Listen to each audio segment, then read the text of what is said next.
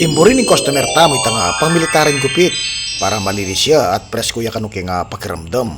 Kaya may close lever tamo tsaka tamag open lever. Kaya rin na niya na gamitan tayo nga number 1 guide. Kailangan na sakto mga agad tambang ako tayong saktong katas ng kaya nga gupit. Tsaka tayo sunod nga 0.5 guide. Kaya rin na niya na mag-half lever tamo. Lako tayo tanga pidugtong o itang usan nga dark spot. Kaya gamitan tayo nga hair trimmer pabalintad. Banya nga masanti nga itan. Kapag ka makabalintad yung hair trimmer tamo, sa gadyapangan. Tsaka tayo pag overcome, bawas-bawasan tayo babo. Kaya ba't paglako tayo nga pakaumbok na kaya nga gilid. Banya nga maligwang bawasan kaya nga gunting pota. Kaya ba't pamawasan tayo kaya nga gunting. Paglako tayo nga sobra-sobra.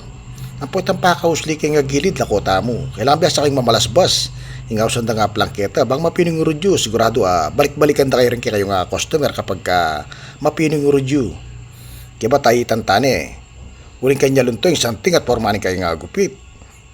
Uling kanya kasating pamorming nga uruday niya ka preskwan tsaka malinis siya nga kakit.